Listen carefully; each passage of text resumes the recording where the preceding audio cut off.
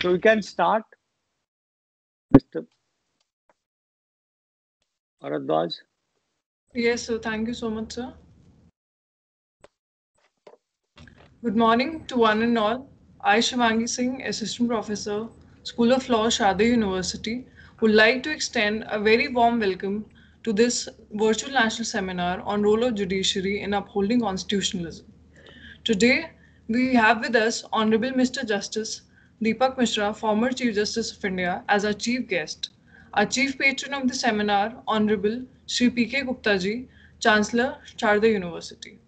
Our patron, Professor Shibaram Khara, Vice Chancellor, Sharda University. Our national seminar patron, Professor P.K. Malhotra ji, former Law Secretary. And our very dear Professor Pradeep Kulshreshtha ji, Dean School of Law, Sharda University. This seminar aims to appreciate the concept of constitutionalism and provide insight on role of judiciary in upholding constitutionalism. Constitutionalism goes beyond a good constitution and beyond constitutionality of governmental action or a country's law. There can be no constitutionalism in terms of respect for the constitution and values and principles that underlie it if there is no secure review mechanism, whether by ordinary courts or other specialized courts or bodies that can independently enforce the provisions of the constitution while checking and controlling any abuses of its provisions. Supreme Court of India has led its way in its role of entrenching constitutionalism and is remaining as a very shining example on the central role the judiciary can play in entrenching the constitutionalism in the country. Now, I would like to invite Professor Pradeep Kulshreshtha ji to give the welcome address. Thank you, sir.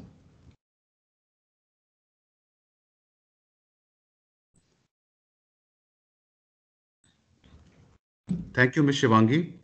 It is my privilege and an honor to welcome on my own behalf and on behalf of the management, faculty, non-teaching staff, students, and dear participants, His Lordship Honorable Mr. Justice Deepak Mishra, the 45th Chief Justice of India, as the chief guest in the inaugural session of this virtual national seminar on the role of judiciary in upholding constitutionalism.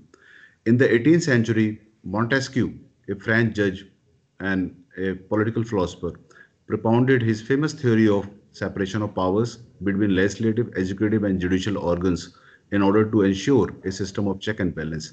Out of these three organs of the state, at present the judiciary remains the most trusted and the last beacon of the hope for the we the people.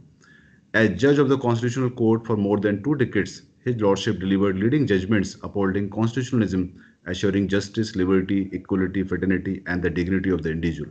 The constitutionalism is very close to the heart of His Lordship, which is vividly reflected in its progressive judgments, be it decriminalizing part of 158-year-old colonial law under Section 377, which criminalized homosexuality, Sabriwala judgment, throwing open the doors of the deity for all, irrespective of any discrimination, then declaring penal provisions for adultery under 497 as unconstitutional, thereby giving a liberal nudge to the personal laws, upholding the plea for live streaming of the proceeding of the apex court, and ordering framing of the rules which have ensured administration of justice even during COVID pandemic.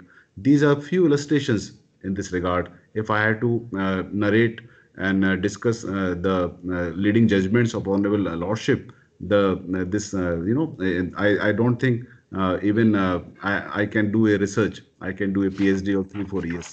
So I know time is less in this inauguration for me. So I'll just give this brief some judgments which are very close to all of us. And it is indeed a matter of pride that future legal professionals, that is, students, faculty, and other participants, would get an opportunity to be guided by the legendary wisdom of Honorable Shri Justice Deepak Mishra, sir. Thanks, Lordship, for sparing your precious time and gracing the occasion. I am sure there cannot be anybody better than you, Lordship, to dwell on this topic. Honorable Shri P.K. Gupta sir, Chancellor Sharda University, is a visionary educationist of international repute.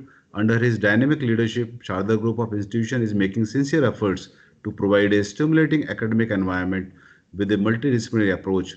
And sir, thank you very much for your great ideas and insightful leadership. Uh, I am very happy to inform that with the active patronage of Honorable Chancellor Sir, Sharda University, in association with the Gautam Budh Nagar Police, has established a family dispute redressal clinic at Knowledge Park Police Station to resolve family disputes through mediation techniques. And this is a unique initiative in the country, which is manned by law faculty, clinical counselors, psychiatrists, and police officials. And I am very happy to share this development that within a very short span of few months, this clinic has helped settle more than 50 family disputes through mediation techniques, and this would have otherwise resulted into long protracted legal proceedings, which would have hampered the institution of marriage itself. So our Sharda University is contributing in the welfare of community in this unique way. Mr. P.K. Malhotra, former Secretary, Ministry of Law and Justice, and distinguished Professor, School of Law, is our guide, mentor, and motivating source of inspiration. Thank you very much, sir. During lockdown, Sharda University has conducted 100% online classes, webinars, as well as semester and term examinations, midterm examinations under the able leadership of the Vice Chancellor, Professor Sivaram Khara. The QS ranking has awarded Sharda University with the prestigious QS iGauge e-learning excellence award for academic digitization. This has placed Sharda University in top 10 university in the country. Thank you very much, sir, for guiding us in towards excellence in whatever endeavor we undertake. Sharda University School of Law regularly organizes seminars, conferences, symposium, workshops, moot courts, and debates competition on contemporary legal issues for creation and dissemination of knowledge to ensure holistic teaching, learning, and research. We have received fairly large number of seminar papers. More than 100 registrations we received for this seminar from all over India, from academicians, researchers, and students from all over India, which and we have selected top 50 papers, and we have in 4 or 5 technical sessions we shall be dwelling on them. Lordship, once again, with these words, I, on my own behalf and on behalf of the management, faculty, non-teaching staff, and other participants, students, once again extend a very warm welcome to you for sparing your precious time. Thank you very much.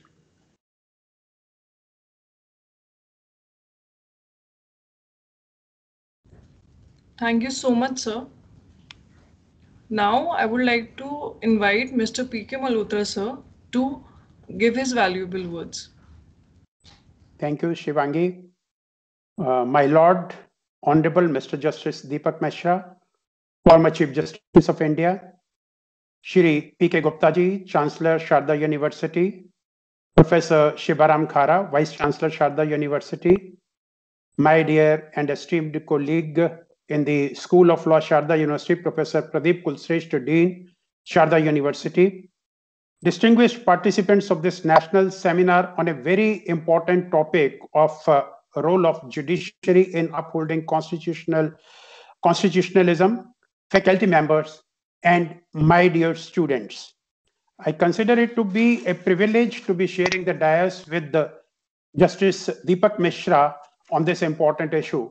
And I know all the participants who will be participating in the technical sessions and presenting their papers, as well as the students who are participating in this seminar, are keen on listening to the views on this important topic of Honorable Justice Deepak Mishra ji, who was on the constitutional courts for more than 2 decades and was in the legal profession for almost 4 decades.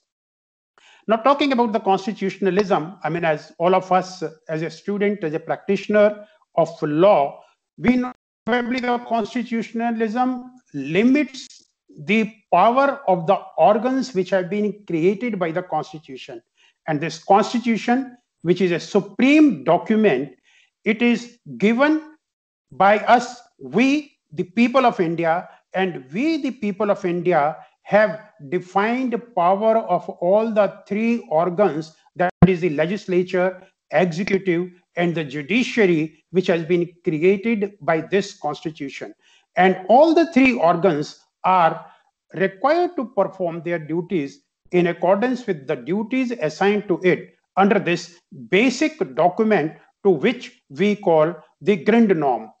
Now, we are not discussing the role of other parts or other organ of the government, But today we are confining our discussion only to the role of the judiciary. And I must say that so far as the Indian judiciary is concerned, during the last 70 years, most of the time, aberration apart, it has stood the test of time in upholding the constitutionalism. When I talk of constitutionalism, it means the constitution, which is the basic document, which is the ground norm, has to be interpreted in a way that it carries out the social, economic, and political causes for the welfare of the society for which this constitution is meant.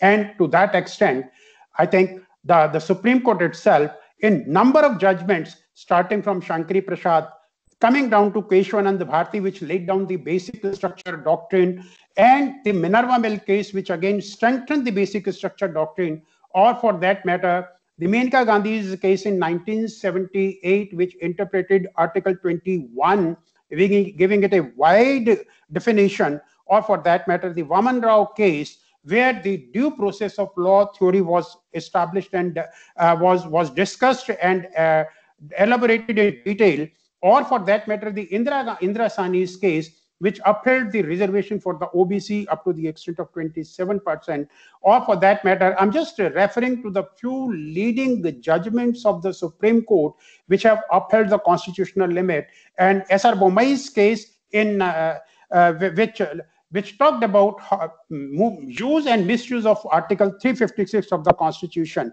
And coming to the other judgments where there was no law available, but Supreme Court was required to discharge its duty in upholding the constitutionalism. One or two examples which I gave will be, one was the Vishaka's judgment given in 1997, where the country became party to an international convention, but no law was made by the parliament to stop the sexual harassment of women at workplace. And Supreme Court, in exercise of its power under Article 142 of the Constitution, laid down a law which is binding on all organs of the government. And it said that until the law is made by the parliament, this is the law which should be followed. Professor Pradeep Kulshrestha, in his welcome address, has also mentioned about the case of Sabarimala, where my Lord Justice Deepak Mishra was a party, and also with regard to Section 377 of the IPC in Navjit Singh Johor's case, where the law has been interpreted in a way to meet the requirements of the social changes which are taking place in the society. And I would like to quote the observations made by Justice Deepak Mishra in his case, because that summarizes the whole concept of constitutionalism. And I refer to it, what Justice Deepak Mishra said. He relied on the principle of transformative constitutionalism and progressive realization of rights to hold that the Constitution must guide the society's transformation from an archaic to a pragmatic society where fundamental rights are fearlessly guided. He further stated that constitutional morality would prevail over social morality to ensure that human rights of LGBTQ individuals are protected regardless of whether it has approval of majoritarian government or not. So I think the message given by Justice Deepak Mishra through this judgment in Navjit Singh's case, I think lays down the foundation of constitutionalism.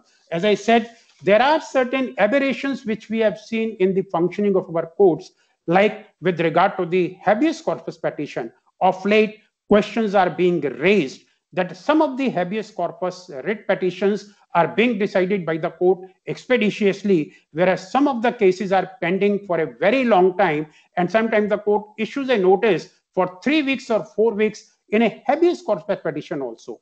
And enforcement of fundamental right being a fundamental right in itself under Article 32, many a time now the Supreme Court has started referring the matters back to the High Court, directing the parties to approach the High Court. Now, how far this approach upholds the constitutionalism, I think an issue of debate, because so many papers have been presented which will be discussed today during the course of deliberations in the technical sessions. I hope all these points will be discussed, but by and large, I must say that we have a very vibrant judiciary, which from time to time, as and when the crisis has arisen, it has uphold the constitutional principles and thereby upholding the constitutionalism. With these words, I welcome all of you to this conference and hope we will be having a very good deliberations in today's national seminar. Thank you very much. Thank you so much, sir, for your wise words. Now, I would like to request Professor Sibaram Kharaji, Vice Chancellor, Sharda University, to address the audience. Thank you, Shivani. Good morning to all. It is a delight and honor to welcome my Lord Honorable Mr. Justice Deepak Misra, a former Chief Justice, Supreme Court of India, as a chief guest for inaugural session of the School of Law's virtual national seminar on role of judiciary in upholding the constitutionalism. It is my immense pleasure that respected Dr. P.K. Malhotra, former Secretary, Union Ministry of Law and Justice, has happily agreed to spare time and has joined and with the valuable time and as a guest of honor for the occasions. I also extend a heartfelt welcome to respected Sri P.K. Gupta ji, the Chancellor of Sharda University, and respected Dr. Pradeep Kulsestra, who is dynamic, and we are very thankful that since the lockdown happened and series of such very valuable and high standards seminars and other events he is organizing involving a lot of experts and high-end and qualified persons. So all the faculty members, non-teaching staffs, participants, ladies and gentlemen, once again, a very warm welcome and good morning to all. It is only through entrenched constitutionalism that a country's constitution may truly serve as the supreme law, reflecting and regulating government in the interest of people. So there can be no constitutionalism in terms of respect for constitutions and values and principles that underlie it if there is no secure review mechanisms, whether by ordinary courts or other specialized courts or bodies that can independently enforce the provisions of constitutions, while checking and controlling any abuse of its provisions. So Supreme Court of India has led the way in its role of entrenching constitutionalism, and it remains a shining example on the central role the judiciary can play in entrenching constitutionalism in the country. The court acts as active guardians of constitutions, and the legislature and executive and ultimately the popular majorities who elect them, as these may constitute threats from which constitutionalism needs to be protected. With these few words, I hope that this seminar is a success and fulfills its purpose to illuminate our lovely audience, and we hope to learn from your enlightening words and get inspired. Thank you very much. Thank you so much, sir.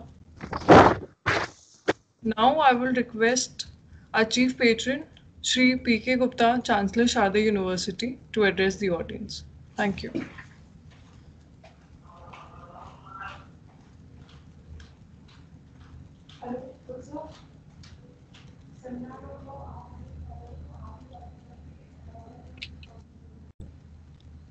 I think there is some network issue. 1 second, Shivangi. Pragati, Chancellor sir has joined. Pragati, please unmute Chancellor sir. Just give me 1 second.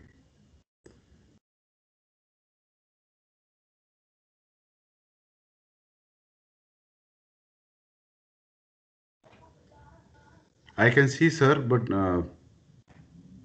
just give me 1 minute.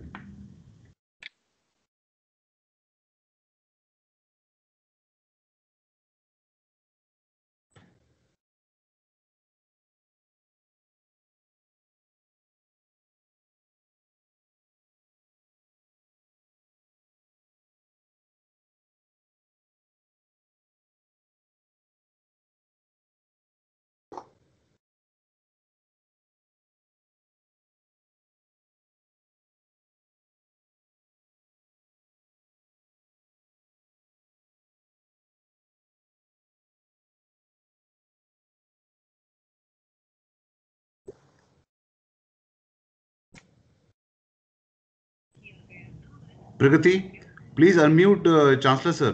Chancellor sir attendee में है शायद.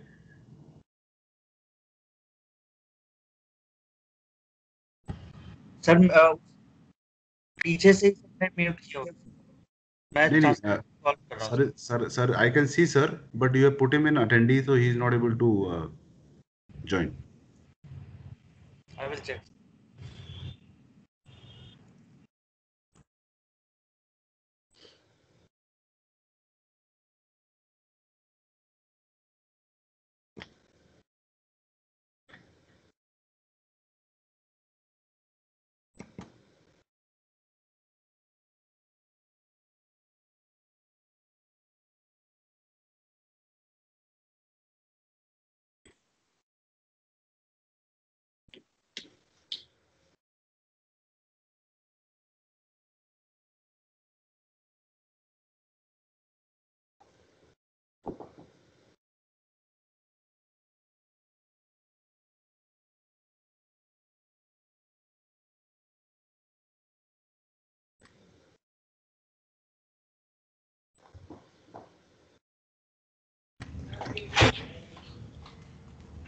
Meanwhile, I would like to tell my lovely audience about our chief guest.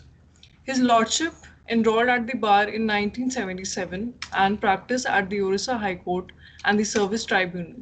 He was first appointed as an additional judge of the Orissa High Court in 1996. The following year, he was transferred to the Madhya Pradesh High Court, where he was made a permanent judge in 1997. In December 2009, His Lordship was appointed Chief Justice of the Patna High Court, serving until May 2010. His Lordship was appointed Chief Justice of Delhi High Court later on in May 2010. His Lordship was elevated to the Supreme Court in 2011. Justice Deepak Mishra ji had a tenure of 13 months as Chief Justice at the Supreme Court after being appointed as the 45th Chief Justice of India in 2017. His Lordship has various notable judgments to his name, and his achievements are surely endless. Thank you. We shall wait for our Chancellor to join.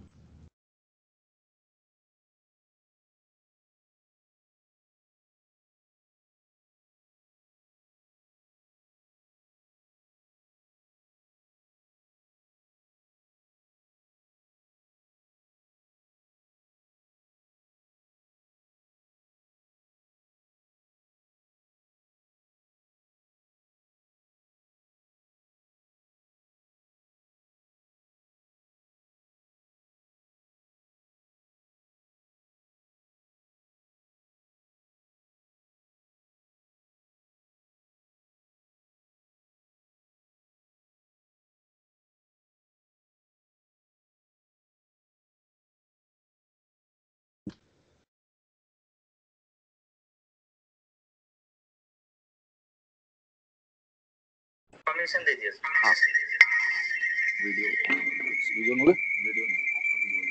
Good morning. Can you hear me? Yeah, audible. Good morning, Dr. Justice Mishra. It is always an honor, to see you there, and I think your blessing with the Sharda University student. It has been really, they have no words to express it, and you have been, every time, I hear you, it always, enlightenment, and you are such a grand personality. The words, I don't have words to express my gratitude and to blessing for this university. And law is not my subject, but anyway, I've been hearing the role of the judiciary in terms of upholding the constitution. I think in the democracy, the most important part actually, when the political parties, fight together, and I think, settling down the issue of the constitutional validity. I don't think that I'm the authority to speak about it, and Dr. Malhotra has spoken, Dr. VC has spoken. I wish to hear you about in this matter. Thank you very much, and I wish all the best, because I'm not able to connect through the video because somehow there is trouble. Wish you all the best, and I wish all the audience and Dr. Kulshrestha for conducting such a wonderful seminars and enlightening our students and getting the blessing of Dr. Mishra. Thank you very much. Thank you very much, sir. Thank you very much, sir. Now I will request His Lordship to address the audience, please. Mr. P.K. Gupta, Chancellor, Sharda University, Professor Shivram Khera, Vice Chancellor of the University, Dr.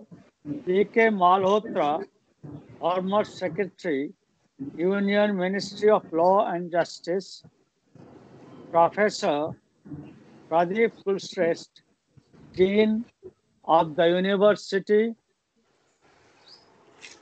and ladies and gentlemen, you see, today's topic, as I perceive, can be divided into two compartments. When you are talking about constitutionalism, you want to understand what is the fundamental principle ingrained in this conception, and when you add to it the role of judiciary in upholding that concept, that falls into the realm and regime of implementation. Both are important for a law student, a law professor, or a judge. Unless you understand the theory, it is extremely difficult to apply a concept in the practical field. Constitutionalism as a concept was known to the city-states, especially in Athens. But that concept of constitutionalism, as Aristotle had put it, was quite different, slight in a different way. But as time passed, history took a lot of turn. In France, the French Revolution took place. It was a revolution to establish the liberty, the dignity, and the individuality of an individual, and a type of government that can govern with the coordination of the citizens. The citizens cannot remain to be the subject of a king.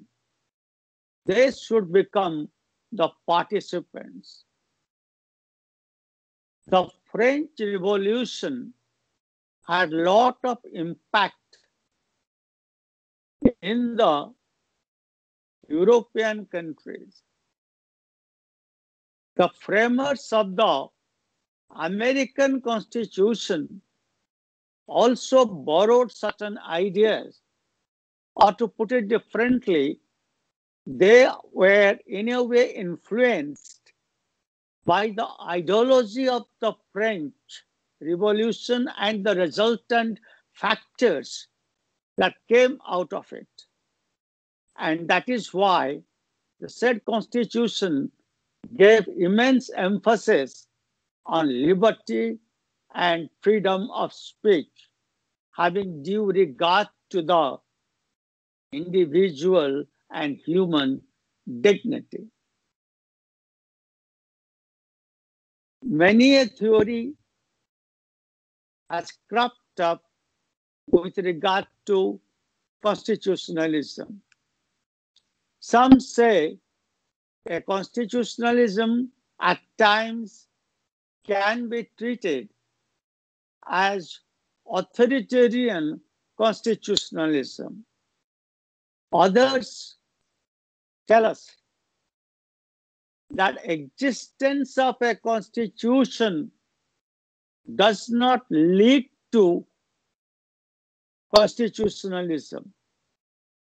There can be a constitution and there are in a different kinds of society or a government or a country. Every country that has a constitution doesn't follow the basic tenets of constitutionalism. Constitutionalism fundamentally lays the postulate that there should be limitation on government. There cannot be an arbitrary rule by an elected government. Third, it has to be for the people and not a despotic government.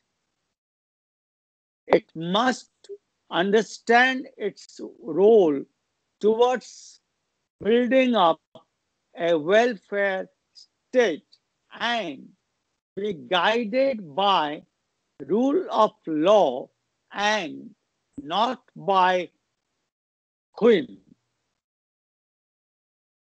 Thus analyzed, it has to be a state governed by rule of law. In this context, I would like to produce a small passage from Professor Mathurin. He states, ancient and most persistent and the most lasting of the essentials of true constitutionalism still remains what it has been almost from the beginning till today, the limitation of government by law. So the law has primacy. Any government bereft of law is likely to pave the path of anarchy. Let's take the idea what the Constitution Bench has said in NCT Delhi. There are three opinions. All have expressed their ideas as regards constitutionalism. It has been stated therein, constitutionalism abhors absolutism. It also doesn't appreciate any kind of anarchy. You must understand in the context of the judgment, and you must also understand it in the broadened sphere. Whenever there is an elected government, because they are a popular government or a majoritarian government, they cannot exercise absolute power. Similarly, anyone who is dissatisfied, maybe a citizen or otherwise branded, cannot turn into an anarchist. In a state governed by rule of law, neither absolutism nor anarchy is countenanced. Having said that, let me come to certain more fundamental concept which you hear sometimes. Constitutionalism and rule of law engulf democracy in its truest spirit. And democracy is established by fearless and fair.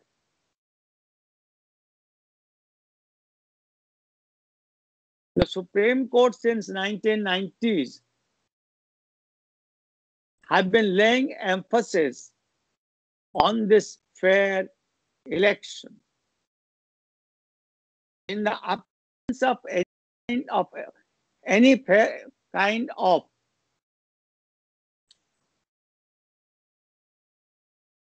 free, fair, fearless election, democracy is at peril.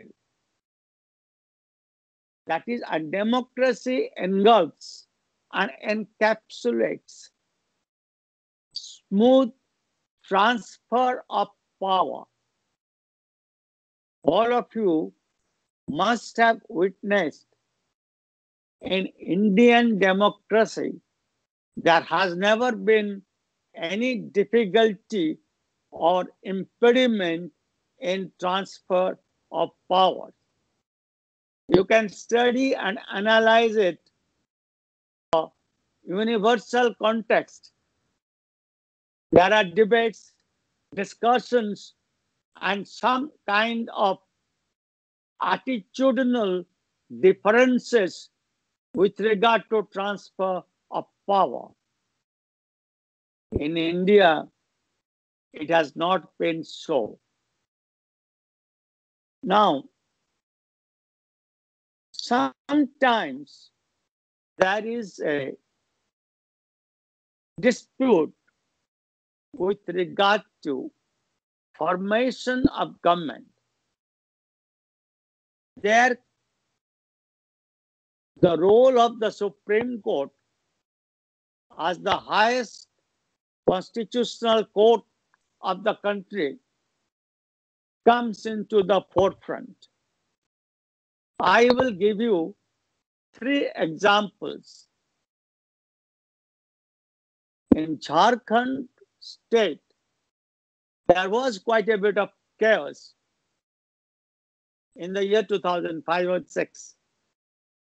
For formation of government, the Supreme Court for the first time took up the burden on itself and directed for the floor test. Prove your majority on the floor of the assembly.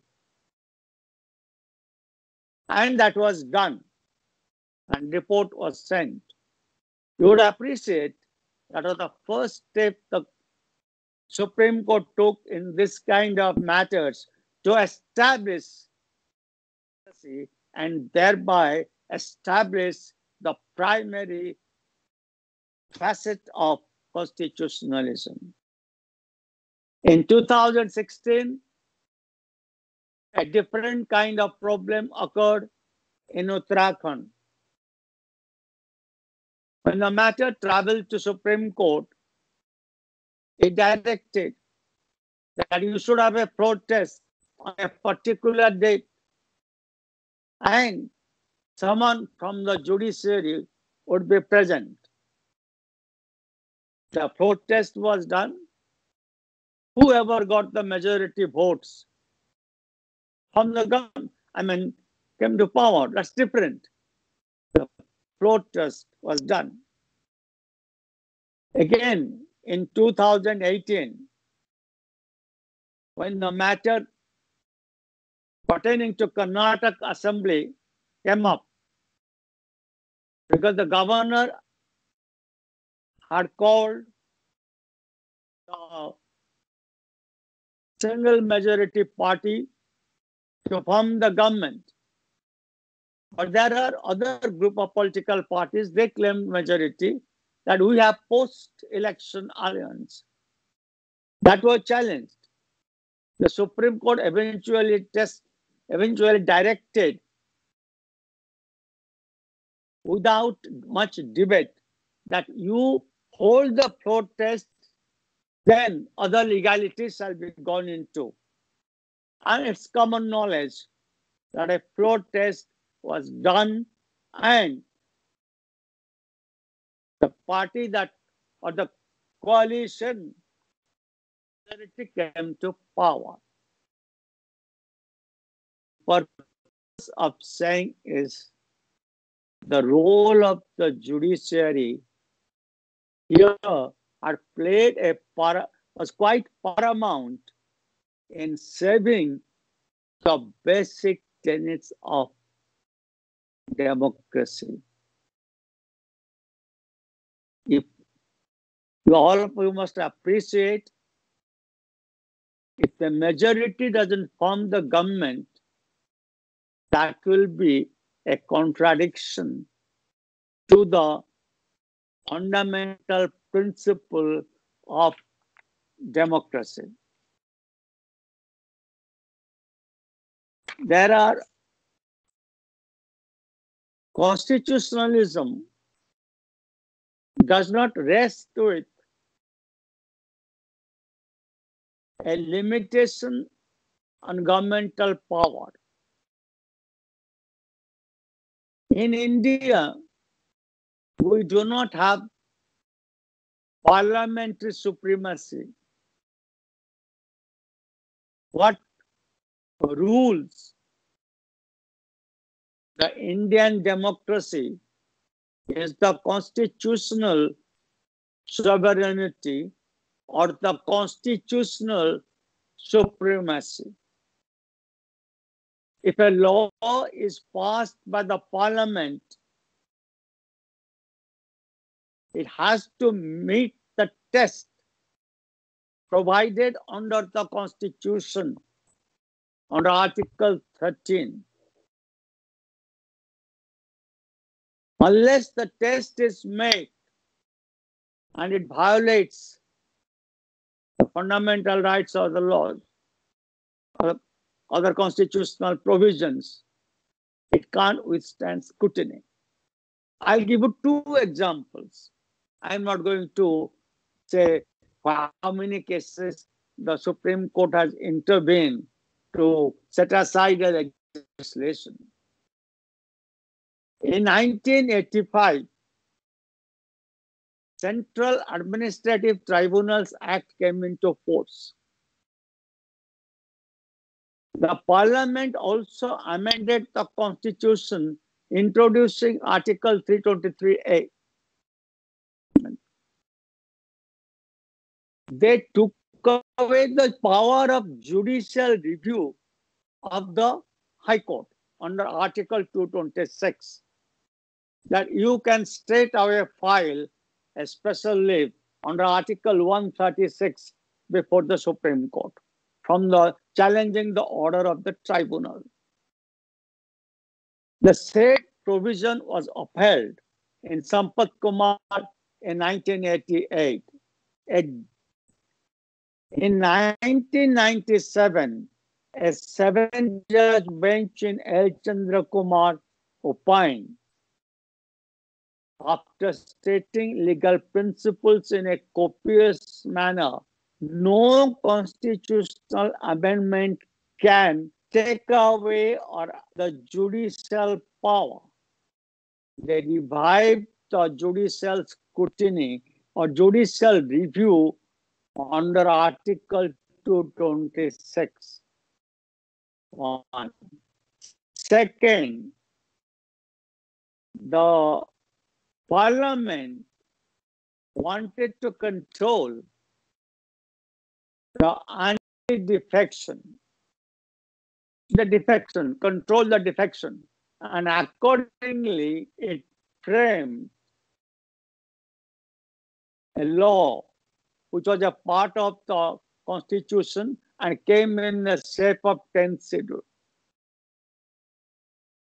And it provided therein any order passed by the Speaker is final and it cannot be questioned in any court of law. The Supreme Court struck down that court's power cannot be taken away that way. The court has the power to see whether the disqualification is correct, sound, just, and legally appropriate or not. You cannot take away that power of judicial review from the Supreme Court. You see, the development of Indian Constitution through the judgments of the Supreme Court, I must say, are extraordinary. You see, sometimes the judges use the words, but one has to really understand. In the year 1974, while talking about social progress and social development, distributive justice, the court used the word egalitarian constitutionalism. That is in Triloknath case, Triloknath Khosla, egalitarian constitutionalism. Now, all of us know our republic conceives the idea of a socialistic republic in a different way. There has to be alleviation of poverty and demolition of the discrimination as far as practicable. I'm using the word as practicable. Sometimes people understand discrimination means as if that the equality clause has to be applied in the strict sense. It's not that way. Article 14 has to be understood as the Supreme Court has interpreted it. There can be various differences depending upon the objective you intend to achieve and how far it is intelligible. I'm not going to speak on Article 14. I have told you about the egalitarian constitutionalism. Then all of you know about the parole. An objection was raised that in the name of parole, at times, the state exercises the power by which a man is set at liberty for some time, and he goes on. It's almost that amounts to a grant of bail.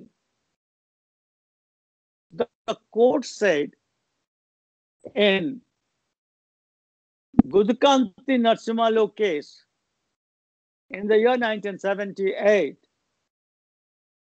that is different. But parole as a concept is worthwhile, has to be accepted. And the language used, line, and I quote, humanizing. Please try to appreciate, and I request everyone to understand, humanizing interludes of parole are part of the compassionate constitutionalism in our system. Humanizing concept, parole, and compassionate constitutionalism. I have always maintained the Constitution of India is a compassionate, organic, and eloquent document. Please do not read the Constitution as dry words. They have the spirit, they have the life, and they have the organic force for growth.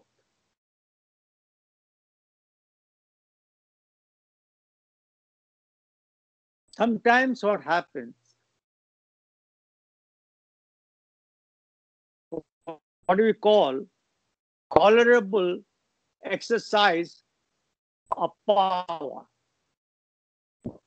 It's always in the legislative functionalism, either of the parliament or of the state legislature. If any legislature tries to encroach what has not been given to it under the list enumerated in the 7th schedule, it's called tolerable exercise of power.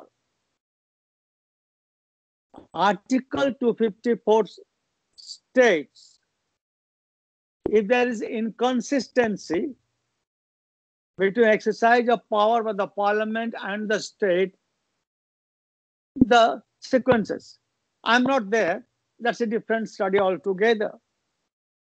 In Vijay Kumar Sharma, the court used the word, Vijay Kumar Sharma is 1990, it used the word, constitutionalism is the altar to test on its unveil the constitutionality of a statute.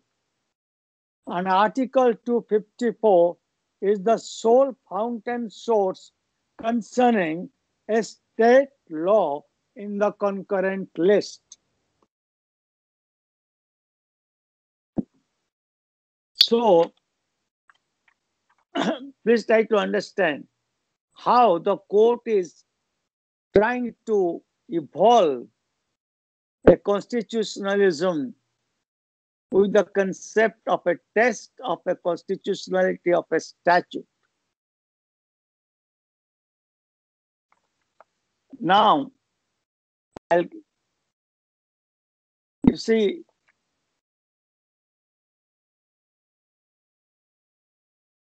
any law that is passed, as I've already told, has to be in consonance with the Constitution, has to be in accord with the fundamental principles of the Constitution, that it cannot be inconsistent and irreconcilable. In that event, the court has no option. The court has no option but to declare it as ultra vires.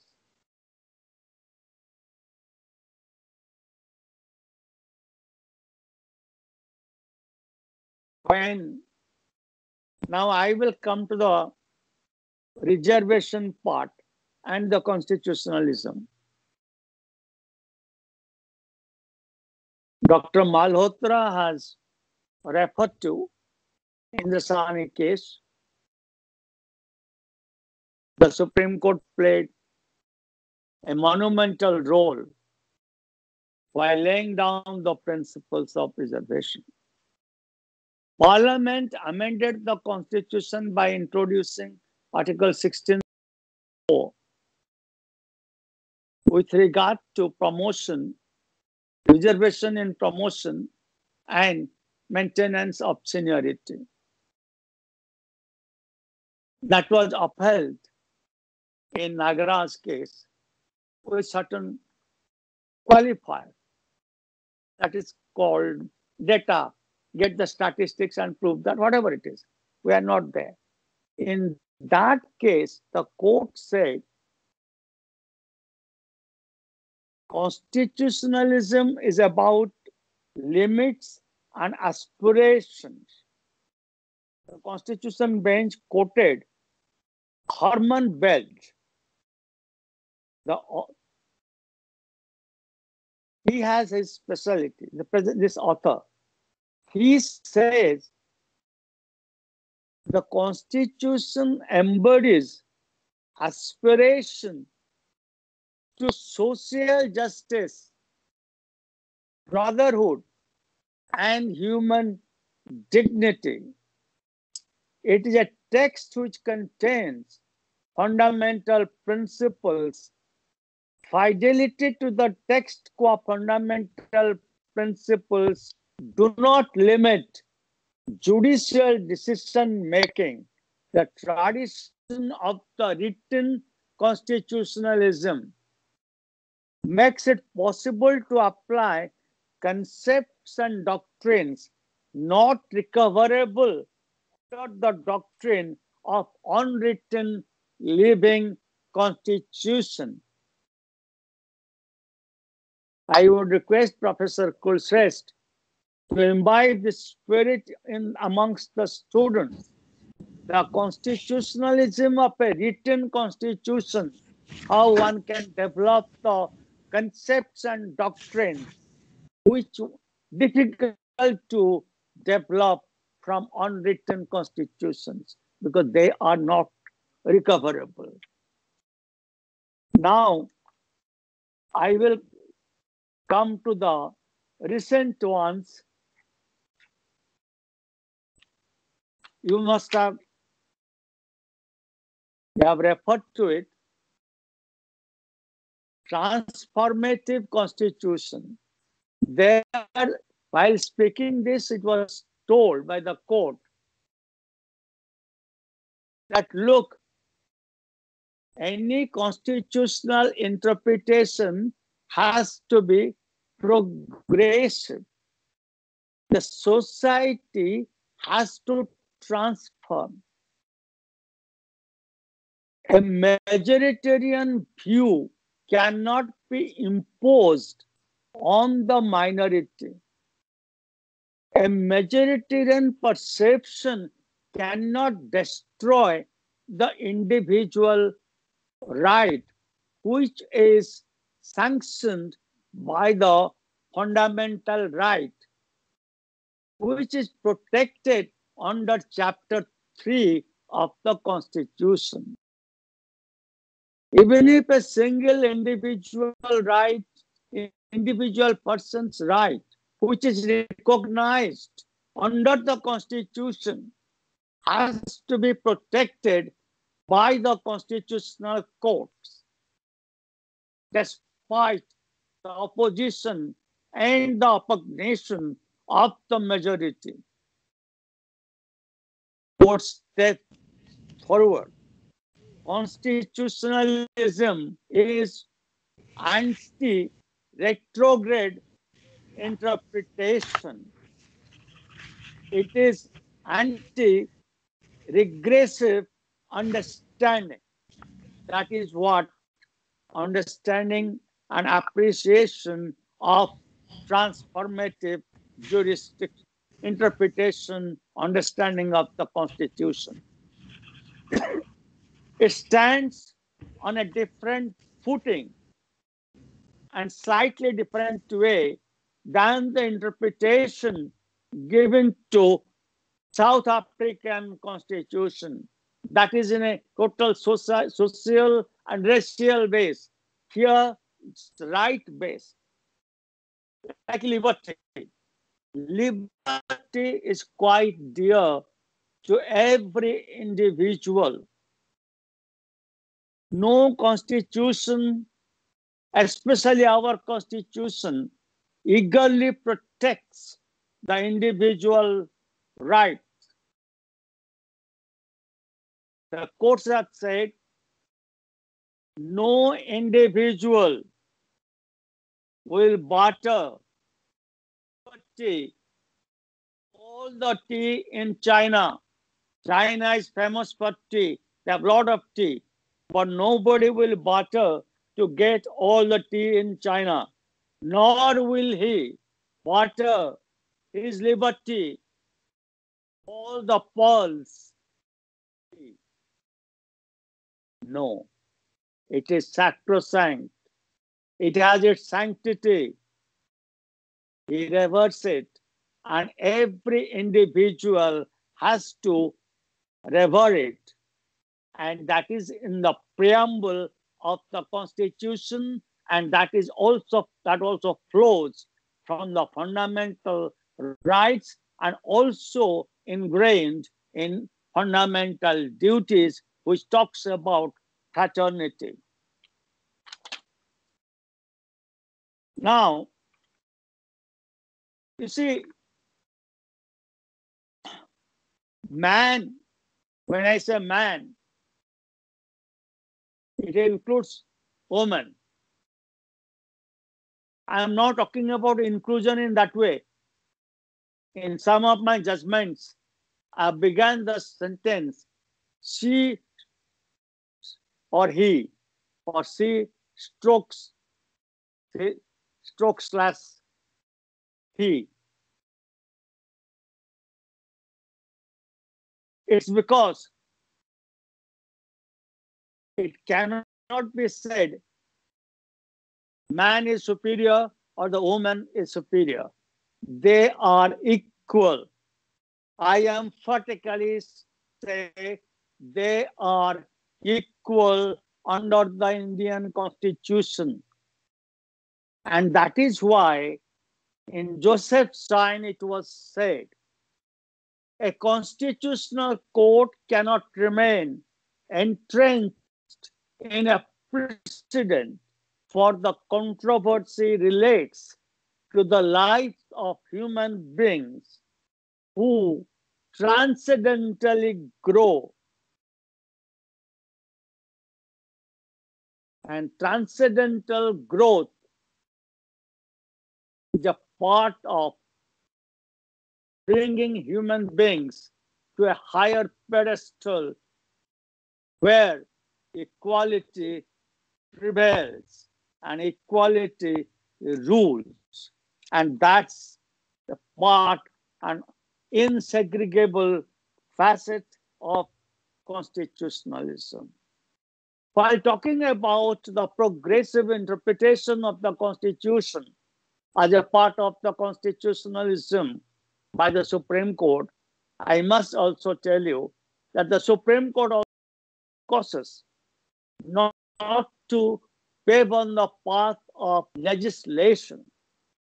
It did frame rules and guidelines as stated in Visakha case and in euthanasia case. Euthanasia case, principles were laid down, guidelines were laid down, relying on Article 21 of the Constitution. In Visakha case, the equality part as well as the the convention to which the government of India was a signatory. But recently, and before that also, you see, judicial discipline, judges' limitation or institutional limitation is also the acceptance of constitutionalism. In Dr. Ashwini Kumar's case, prayer was made to command the legislature to frame a law with regard to custodial torture. It's in 2019.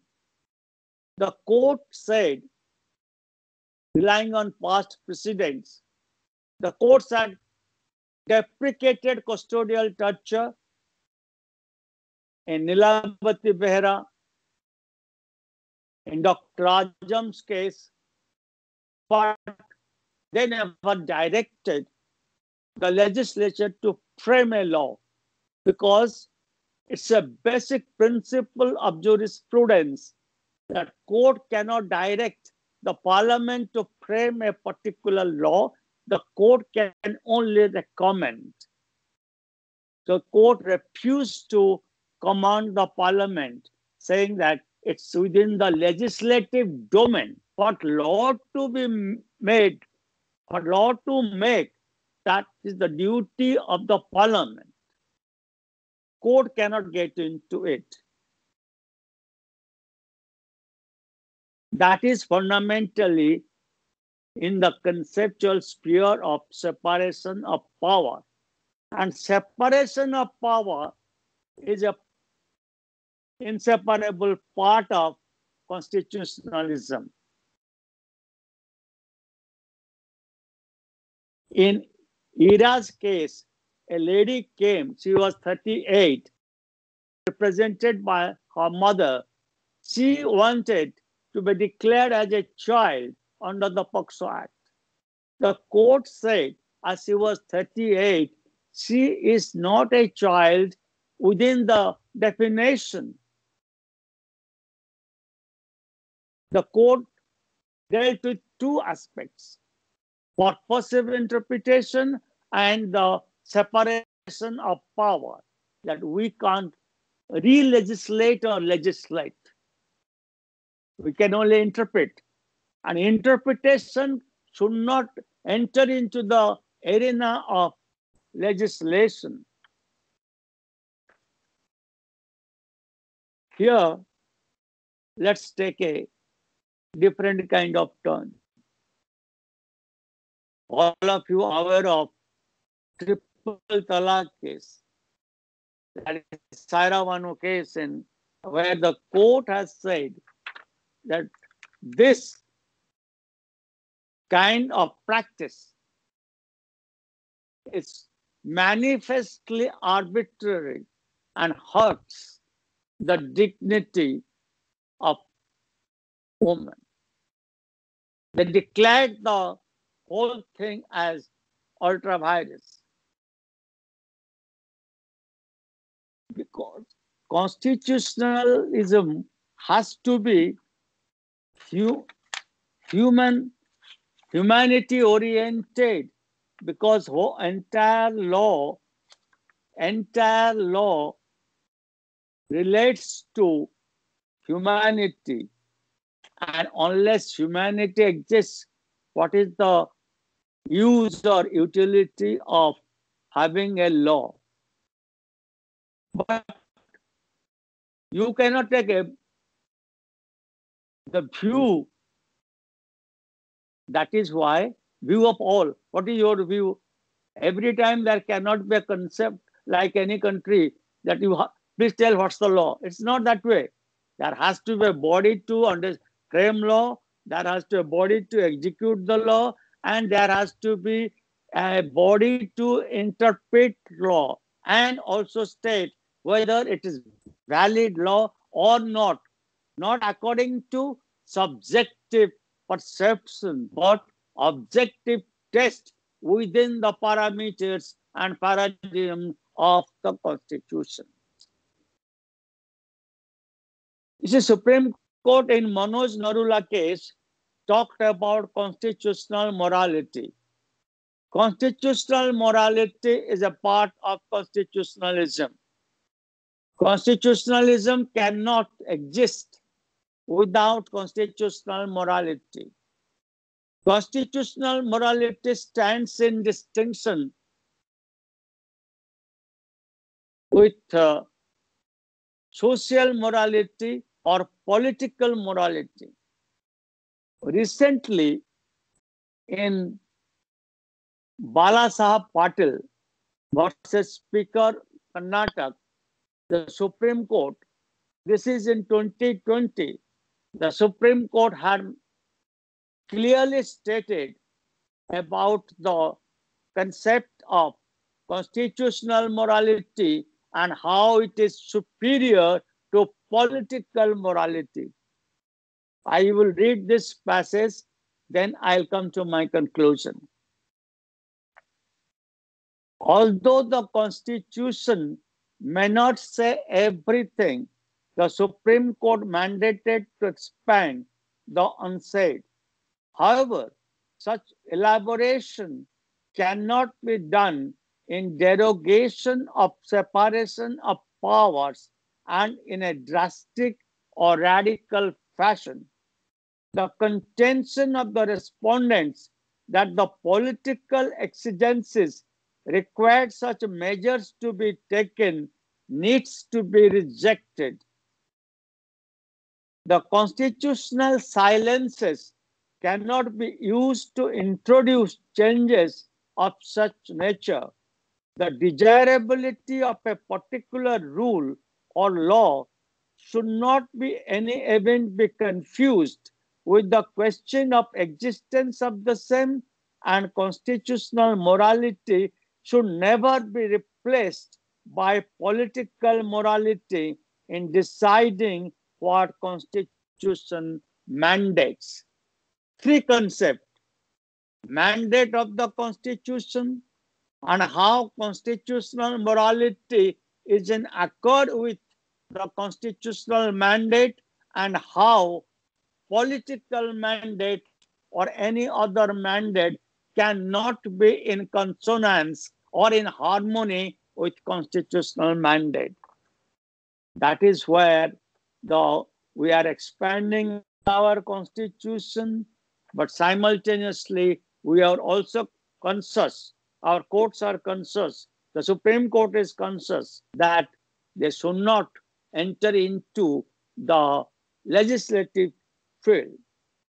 But the jurisdictions that has developed through decades, as I have mentioned, to subserve of constitutionalism must remain not remain static, but pave the path of progression, keeping in view the fundamental principles of the Constitution and the objective view of the Constitution, but because that is the duty which has been conferred on the Constitutional Court, especially the Supreme Court, which is the final arbiter of the Constitution.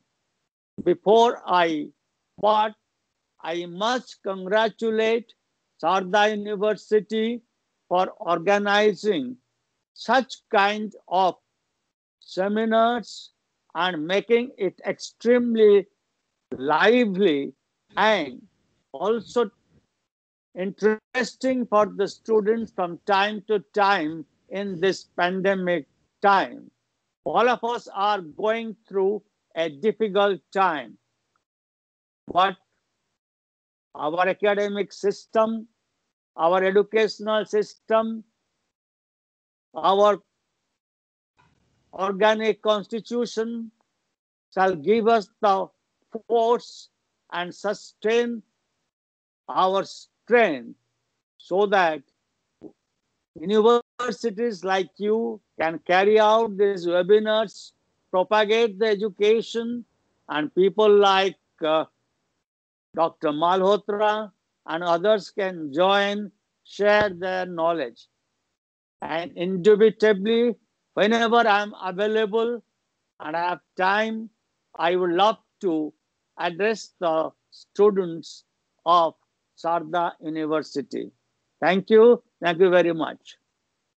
Lordship, I don't have words to put my gratitude on record. I am very privileged to hear you since last more than 10 years. And whenever I hear you, it is thought-provoking. And what you speak is beyond Constitution, or between lines of the Constitution. And we will put this video of yours on YouTube for whole world to get privileged of hearing you. Wonderful address. It was one of the best addresses I have ever heard. So nice. We are much obliged, Lordship. Thank you. Thank you so much, my Lordship. Now I request Dr. Ritu to present the vote of thanks.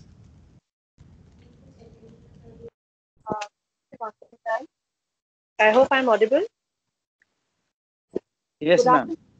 August Judge, on behalf of Sharda University School of Law, I take this opportunity to propose a vote of thanks to those who have directly and indirectly contributed to this virtual national seminar on role of judiciary in upholding constitutionalism.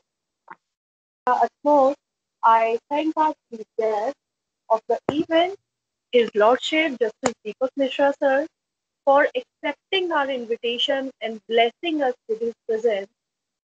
Sir, you have very rightly said that the majoritarian view and the popularism cannot dictate the constitutional right and constitutionalism. Sir has also enlightened us how judiciary is contributing in the development and progress of constitution. We are really enlightened and enriched with your knowledge and words of wisdom. Thank you so much, sir. We are thankful to our Honorable Chancellor, sir, Sri P.K. Gupta, sir, for giving us this opportunity to organize this national seminar. I would also like to thank Honorable Vice Chancellor, sir, Professor Sivaram Phara, sir, for gracing the event. I would like to thank our guest and mentor, Professor P.K. Malhotra, sir, for his constant support. A special thanks to Dean, School of Law, Sharda University, Professor Pradeep Kulse, sir, for his enthusiastic support and constant motivation. Thank you so much, sir. I would like to take this opportunity to thank our participants for a wonderful response and fruitful contribution. A special thanks to the organizing committee, Ms. Divyashil Tripathi, Ms. Shivangi Singh, Ms. Avnas Krishna Goswami, Ms. Vinita, our student coordinator, Mr. Utsav Mitra, Ms. Somya Singh, executive and technical support, Mr. Rishu, Mr. Pragati, Mr. Sudesh. Thank you all respected faculty members for your constant support and your active participation. Our heartfelt thanks to our students for the active participation and listening us patiently. Thank you so much, everyone, and thanks a lot once again. Now, hand over to Shivangi. Thank you so much, ma'am, and thank you to all the guests present here. Now I will request to all the participants to please join their respective technical sessions. The link has already been shared to you. Thank you.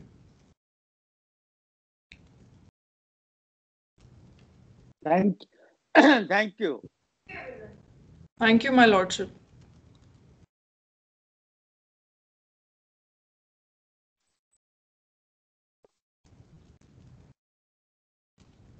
Thank you, Lordship. Thank you, Malhotra, sir. Thank you. Thank you very much, Pradeep ji. I think well begun is half done. Congratulations to the whole team for doing it so well.